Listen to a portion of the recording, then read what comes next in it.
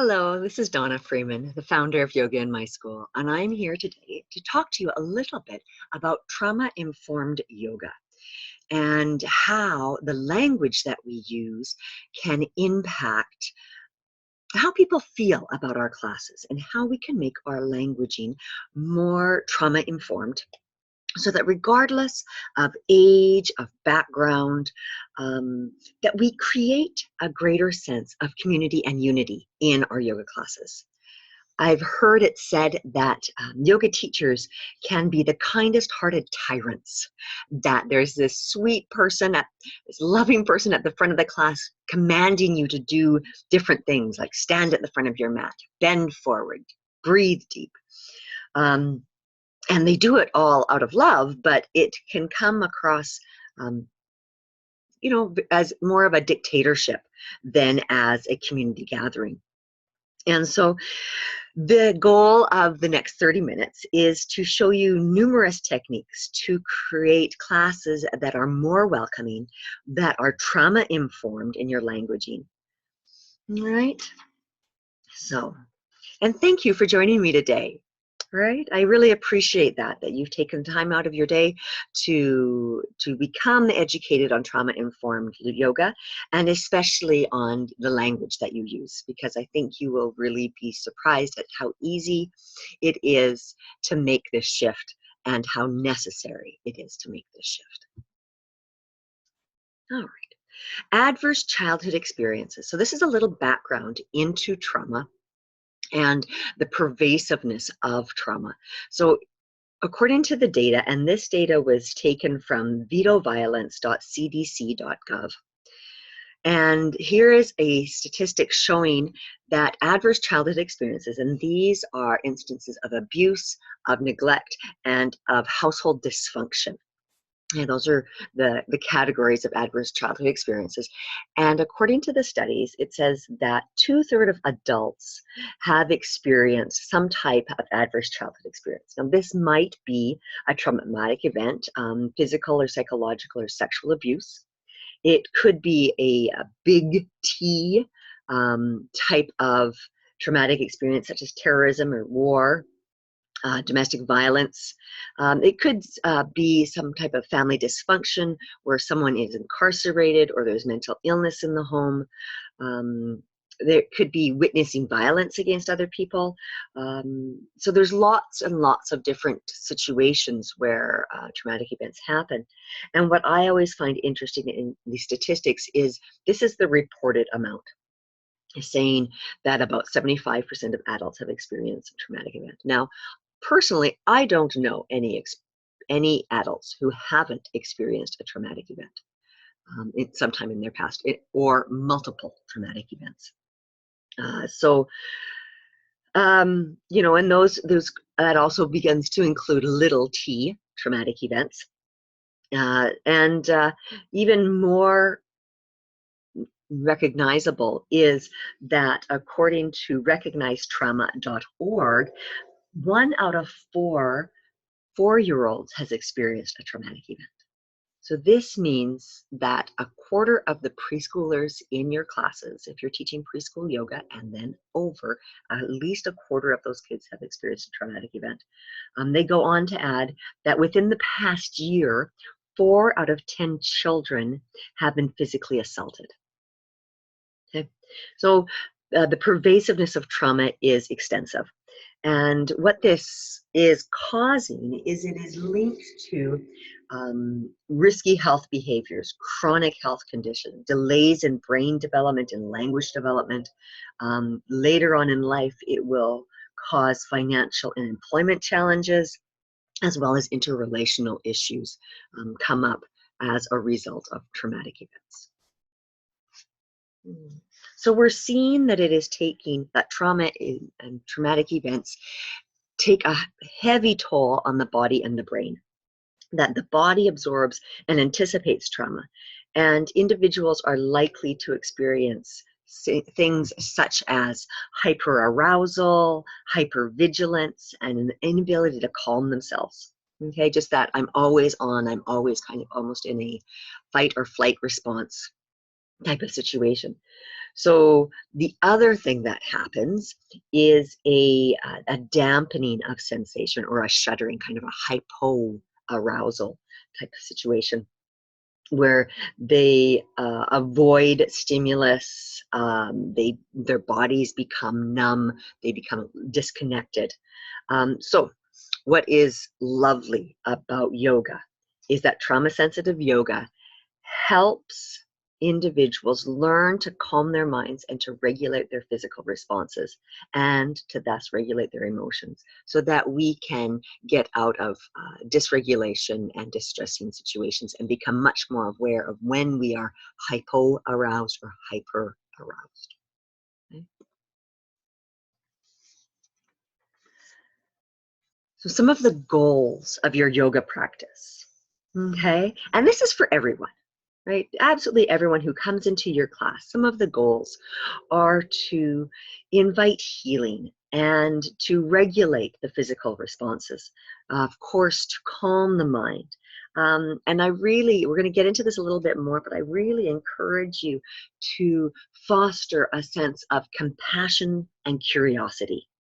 That the practice itself will allow you to learn how to work through emotions and physical responses as they arise, not before, and just be really in that moment, that you create that connected awareness. Okay, we're trying to unlock the body to befriend our inner experiences and to really cultivate positive patterns as we become aware of what some of our triggers may be. Now, it is important at this point to have a very strong emphasis that as yoga instructors, we do not overreach. You are the yoga instructor. You are not the counselor or the psychologist or the therapist. So as the yoga instructor, please stay within your area of expertise. Okay?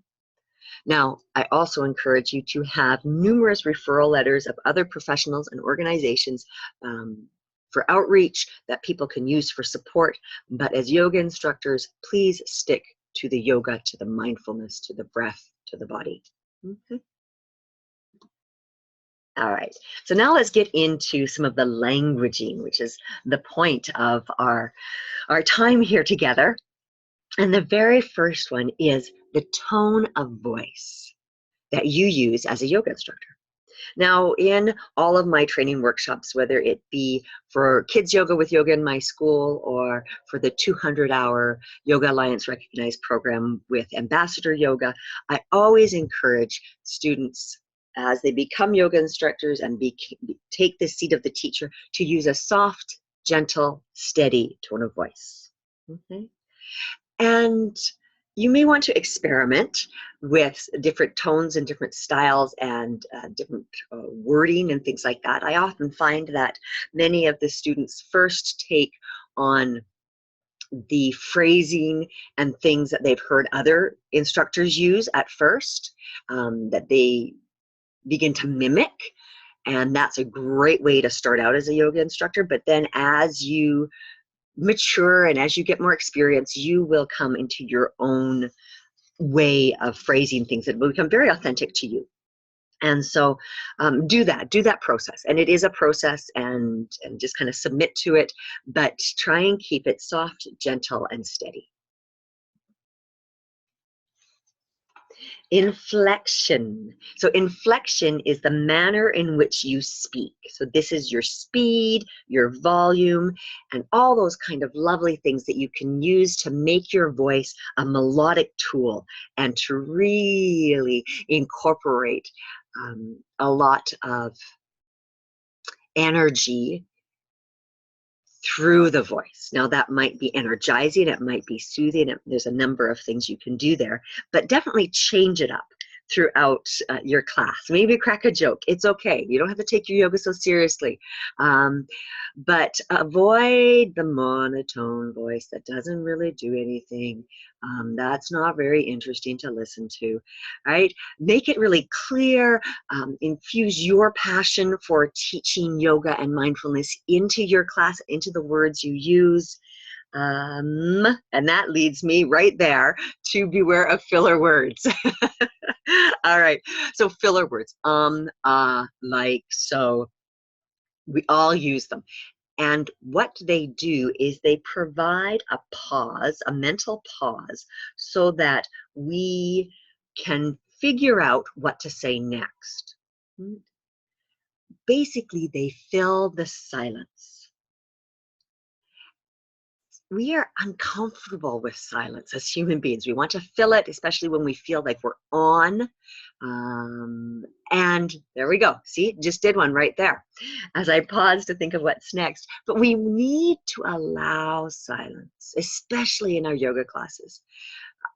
I recently heard uh, a lady saying that the best thing that she had ever done was to record herself. And I highly agree. When I first started my podcast, I listened to, so this is the Yoga in My School podcast that you can find on iTunes and any of your podcast apps. I listened back to the first few and I was amazed at the filler words that I had been using. And it made me pause, and I had a couple of reminders over my computer for the next about year as I did my podcast to remind myself to avoid certain words that I found were within my repertoire. Because what they do, these filler words, is they can become irritating to people. We don't realize we're using them, so we're speaking mindlessly. And I highly encourage you to record yourself. And you can do that on your iPhone. You can do that on any kind of mini apps, audio apps, or even better is to video yourself teaching. And then you will also become aware of some of your physical gestures that you repeat, as well as the verbal ones. So, some things to keep in mind. It's a very interesting experience and exercise. So I highly encourage you to record yourself. Next is to look at the words that you're saying, the actual words. So, first point, be concise. Fewer words is better. So you don't need a lot of flowery language, and certain things can be triggering. So bringing awareness to 3 words in particular: play, relax, and pose. So these 3 words in particular. There are others, and we need to watch our use of these because these words can be related to trauma experiences. There is one trauma-informed training that I know of that they completely avoid the word pose, and they would rather use position or just say tree, coming into tree, or coming into down dog instead of pose. And that is a very doable switch in your languaging without making things feel odd. It's just kind of drop the word pose. Now, I'm not saying completely delete these words because it may be very, very natural for you to use them in your class and with your personality, but just become aware that you don't overuse them and that you're watching for a reaction. All right. Now, also a few things to avoid would be anything that has a sense of rushing, of time being at a lack. So this can very subtly or even greater create a sense of urgency, of hyper-awareness. You might not realize it when you say, oh, we just have time to rush through these last couple of poses before Shavasana. And that might be to somebody like, oh my goodness, now I have to get all excited because we have to rush. And that's not really the goal. So be aware of your timing. If you feel like you don't have enough time to get through your plan, delete instead of communicating it to the students, right? It doesn't need to be shared. That's something for you as the teacher. It's more of a sense of you have all the time you need to complete this practice, to connect with yourself, to do the breathing, to find the relaxation.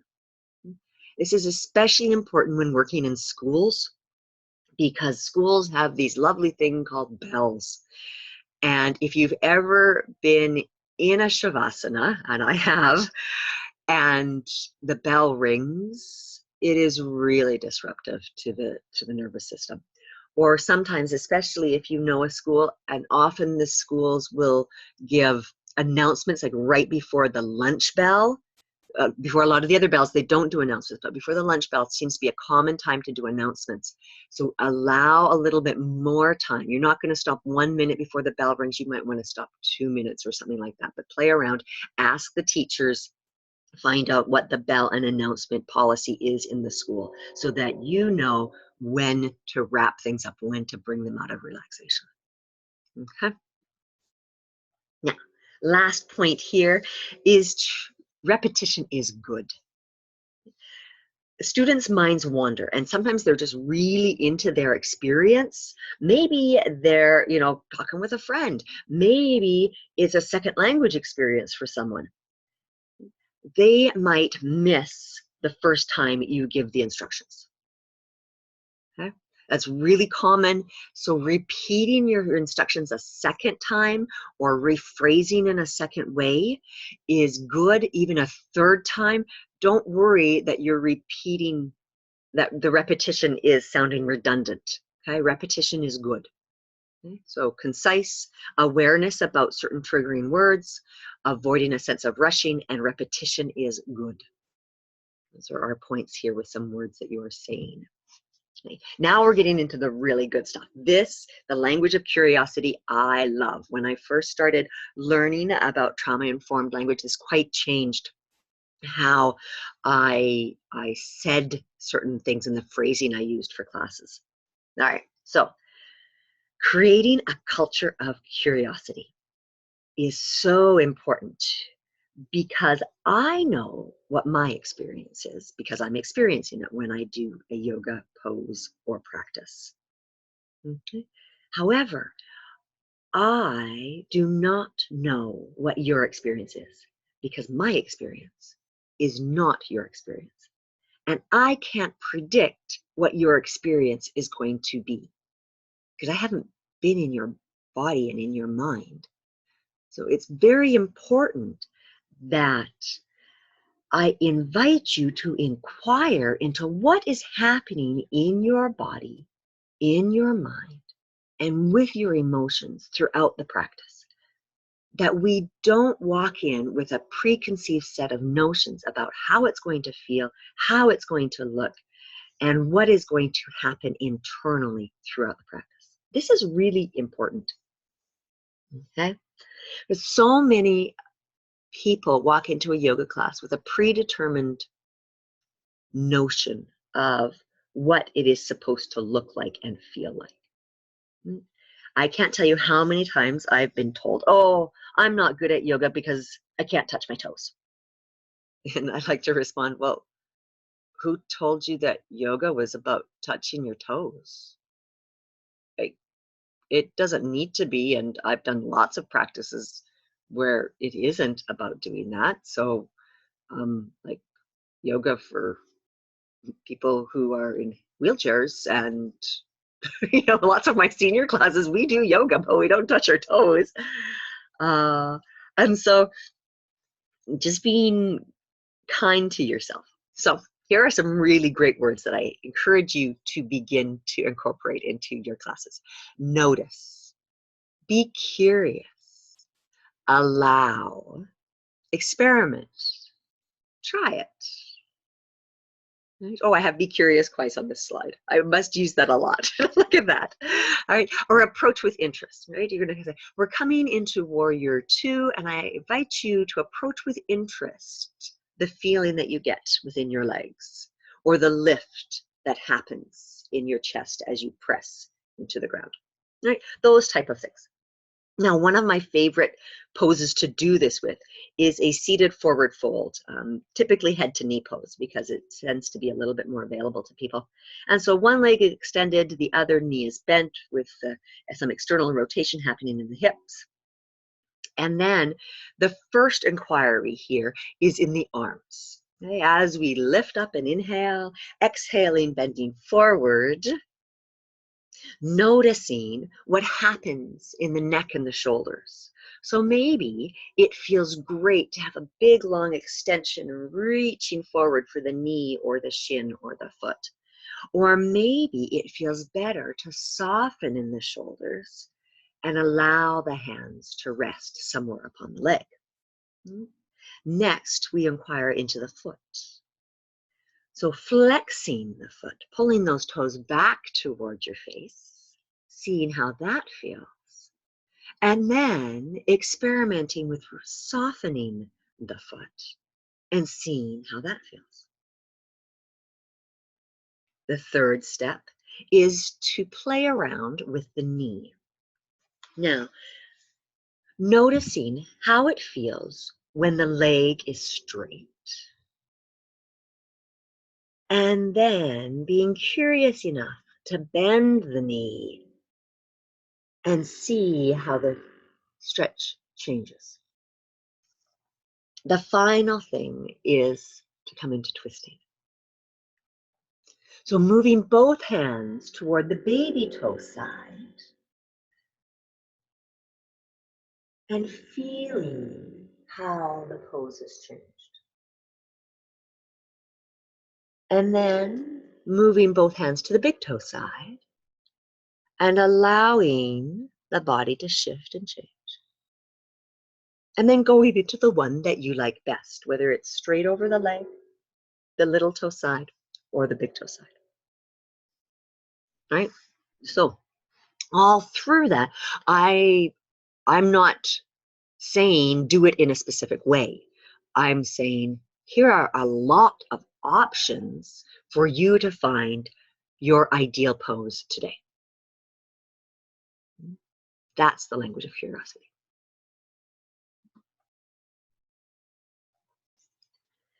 Next is invitational language.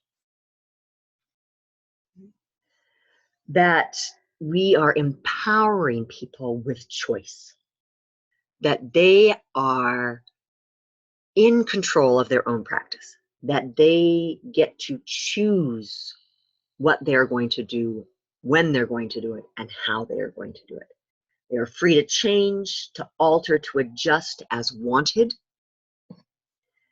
and that they can go on this journey of self-discovery, that it is a process and that it's beautiful at every stage, that it is very unhurried. I often tell my students not to rush into what they think is the final version of the pose, that there is beauty to be found in each step and stage. This is a rich way of examining our language and allowing people, and I found again and again that it doesn't take any longer to say, when you are ready, meet me in down dog. Or if you'd like, allow a little bit of a twist in this pose. You're always welcome to modify, is beautiful, beautiful. Okay. Or I use a lot of maybe in my class. Maybe you want to pedal your feet out in downward facing dog, or maybe you want to bend both knees and really lift the hips, or maybe you want to add a little bit of twisting action. One of my favorites is actually to say, especially in standing poses, so in standing poses, we're working hard, okay?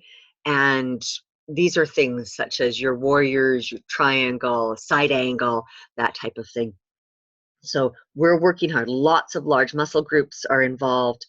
And so as we're coming into maybe the final breath that we're holding that pose for, to make the pose friendlier.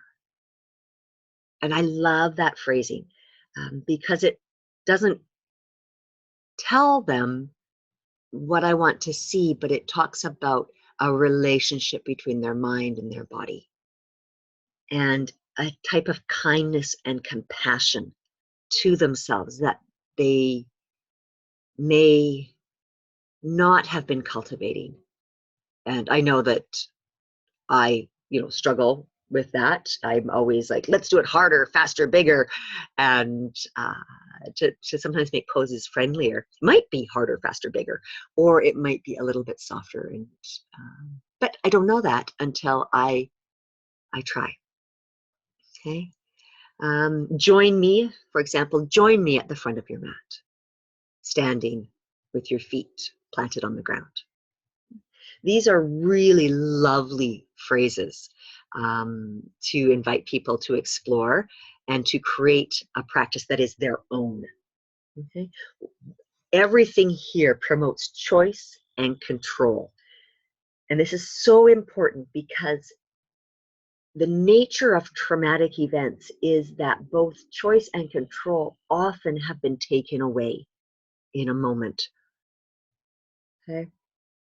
And so this is empowering your students that they are in charge.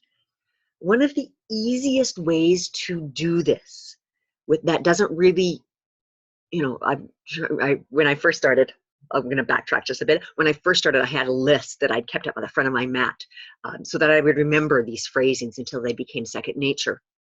And I would try them out and see which ones worked for me. And I like to actually come back on a fairly regular basis and remind myself of some of the alternatives so that my classes stay interesting. But one of the easiest and subtle ways to create invitational language and a sense of we in a community instead of me, the teacher, and you, the students, but we are enjoying yoga together, is to add the ing ending onto your verbs. So, for example, instead of saying, stand at the front of your mat, inhale, reach up, exhale, bend forward.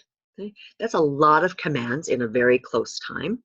And if your entire class is like that, it's going to, at least for me, when it resonates with me, I feel like I'm being shouted at, even if the tone of voice is gentle. There is an energy there about commands. So adding the ing ending. So standing at the front of our mats. Inhaling, reaching up. Exhaling, bending forward. Do you notice the difference? I hope you do, because it's so simple to use as a yoga instructor, but it has a profound effect on the energy of the words that you're using. It is truly a community event with us working together. Okay. Now we're getting to verbal assists. So verbal assists are the primary way in which a yoga instructor will tell the students and give them feedback. I highly recommend verbal assists. In fact, in 99% of my classes, I don't do any physical assists. And if I do physical assists, they're optional, completely optional. I will always ask permission. And then I invite people to come to me instead of me going to them with movement. And I have a video on YouTube about doing that and how to do that well. Right? But verbal assists. First of all, accentuate the positive. Tell people what they're doing right. Right? I began this with my kids' yoga classes many years ago, and then it has permeated into all of my classes, up to my yogas, in my adult classes, and it created such a shift in the feeling in the class. There was a greater sense of community and acceptance. Just people were happy to be there because I was telling them what they were doing right and praising them. Right? So these are some really important things. For example, as everyone comes into their first down dog in the class, and you look up and look around and you say, oh, I love to see the fingers pressing into the ground. That looks so great. Or look at that beautiful extension in the back here. Great support through the abdomen. Right? So many things that you can talk about. And as you mention one thing that one person is doing right, there is a trickle-down effect. And everybody else does it too. Right? So tell your students what they're doing right. Praise them for their efforts. Just say, oh, look at the amazing focus you guys have today. Thank you for listening so well. I really appreciate that deep breathing. I can hear that. It's beauty. It's music to my ears. Okay? Thank them for showing up. It is such an honor to show up to a yoga class and have students come to want to spend time connecting to themselves, and they're trusting you with that. That's a huge responsibility, and I don't take that lightly. So I thank my students for coming and for taking the time for themselves and for trusting me with their care during that time that we are together.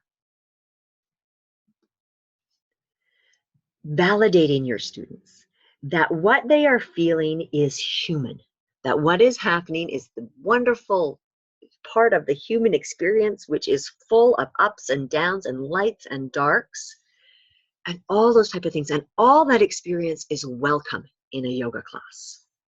It doesn't all have to be sunshine, roses, and sprinkles, right? And then one of my favorite exercises to do with this is called a one-word check-in. And I did this recently with a group of teen athletes. It was a group of hockey kids, and we were doing a yoga for athletes class.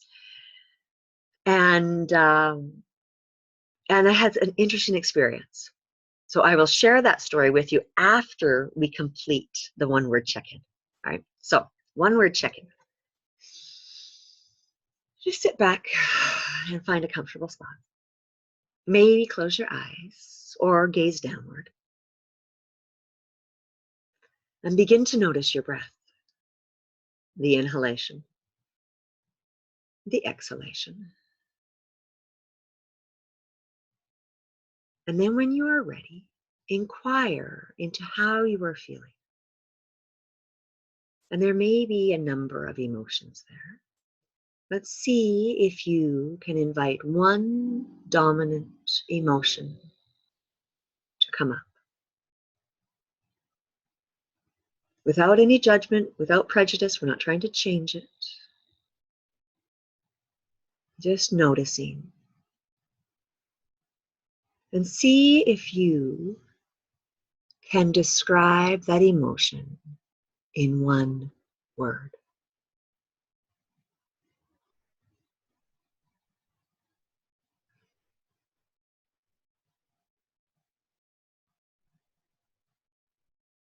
When you have your word, open your eyes.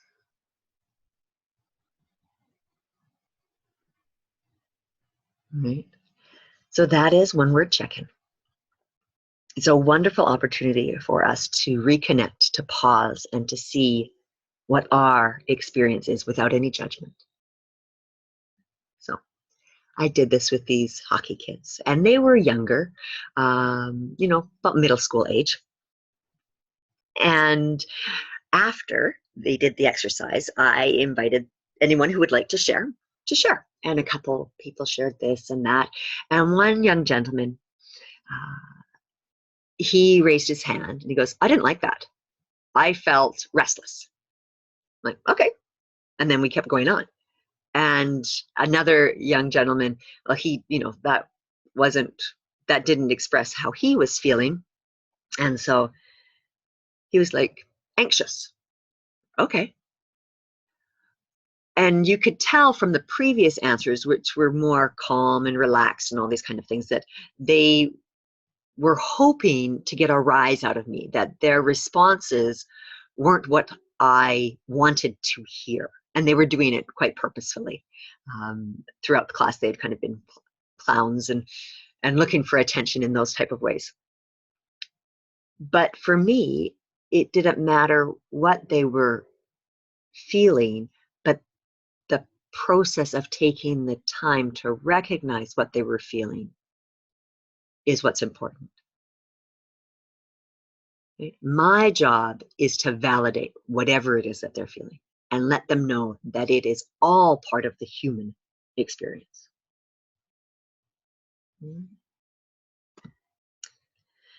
Another thing that you can do with your languaging is to share, and this is to share your own experience, to share what's going on with you, to share your passion, to share part of your life with them. And I know I always find it really useful when a teacher does that, when they say, oh, I remember when I learned this, or in this moment I felt this, or that type of thing. And so when you're in a yoga pose, and you're saying, okay, maybe you will feel it in the backs of your legs. I know that's where I feel this, but you might feel it somewhere else. Okay? Not assuming that they're going to feel the same thing that you're feeling, but recognizing this is where I feel this pose, and you might feel it there, or you might feel it somewhere else. I'm not, again, in your body. I don't know, but this is my experience. Okay? And that just really humanizes it, and it makes them know that we're all on this journey together. And the final is to allow that whatever is happening, allow it to happen. To permit their own version, give lots of options to encourage them to explore. And this is, of course, going back to that language of curiosity, but allowing them to do their own thing.